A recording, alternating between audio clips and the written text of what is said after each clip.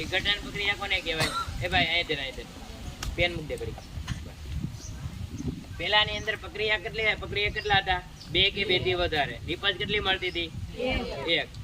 બરાબર. વિઘટન પ્રક્રિયાની અંદર એવું યાદ રાખવાનું કે એક પ્રક્રિયક હોય. પ્રક્રિયા કેટલા હશે? 1. અને નિપજ 2 થી 2 અથવા 2 કરતા વધારે મળશે.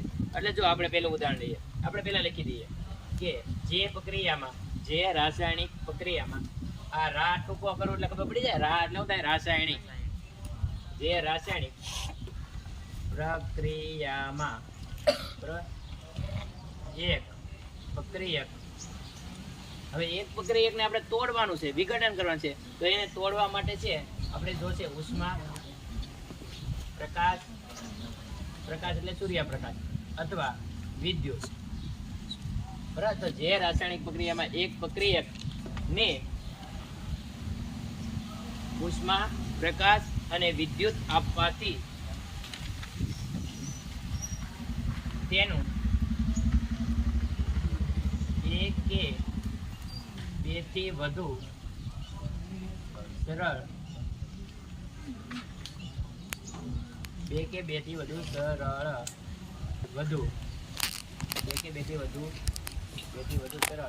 નિપજ હોય તો આવી રાસાયણિક પ્રક્રિયાને વિઘટન પ્રક્રિયા કહેવાય. જો આમાં શું યાદ રાખવાનું કે જે રાસાયણિક પ્રક્રિયામાં એક પ્રક્રિયક હોય અને એને હું આપો? ઉષ્મા આપો, પ્રકાશ આપો કે વિદ્યુત આપો, અને એનું 2 કે 2 થી વધુ સરળ તમારે શું મેળવવાની છે? નિપજ.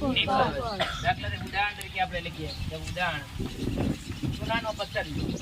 હાલો, કોને સૂત્ર યાદ છે સોનાના પથ્થરનું? આપણે ઓલામાં પૂછ્યું CaO ન થાય. CaO એટલે તો કઈ શું ન થાય? સોનાનો પથ્થર કીધો. એનું રાસાયણિક નામ થાય કેલ્શિયમ કાર્બોનેટ. હવે કોને આવડે? CaCO નહીં, CaCO3. બરાબર. CaCO3 એટલે આને કહેવાય કેલ્શિયમ, અને CO3 હોય તો શું કહેવાય? કાર્બોનેટ. આને બીજું કહેવાય સોનાનો પથ્થર. ભાઈ હારવાર લાઈક માયા દેને. બરાબર. આ CaCO3 છે કેલ્શિયમ કાર્બોનેટ. હવે એને તમે ઉષ્મા આપો. ઉષ્મા એટલે તમારે ગરમ કરવા. બરાબર. ગરમ કરશો એટલે સોનાનો પથ્થર તૂટશે. ગરમ કરશો એટલે એનું વિઘટન થશે. બરાબર. વિઘટન પ્રક્રિયા પણ છે. તો આનું વિઘટન થાય એટલે એમાંથી 2, આપણે કોઈ પણ પદાર્થ હોય એને તોડો એટલે એમાંથી 2 ભાગ થવાના. 2 થાય એટલે 2 કરતા શું થવાના છે? વધારે. તો એ જ વસ્તુ કે આ વિઘટન એટલે એક ભાગ, આ એક પદાર્થ છે સોનાનો પથ્થર, એને તમે ઉષ્મા આપો છો એટલે ગરમ થવાનો છે, એટલે આ તૂટવાનો છે. તૂટે એટલે કે વિઘટન થયું, એટલે એમાંથી 2 અથવા 2 કરતા વધારે પદાર્થ મળવાના છે. તો આમાંથી તમને જે CaO મળશે પ્લસ CO2 મળશે. હાલો, CaO તો હમણાં રહ્યો. CaO નું નામ શું થાય? Ca એટલે રાસાયણિક નામ કેવું હોય તો કેલ્શિયમ. O એટલે ઓક્સાઇડ, અને CO2 એટલે કાર્બન ડાયોક્સાઇડ. હાલો, અવસ્થા લખવી તો સોનાનો પથ્થર કેવી અવસ્થામાં હોય? ઘન અવસ્થા. કળીસુનો ઘન અવસ્થા. કાર્બન ડાયોક્સાઇડ કેવો હોય?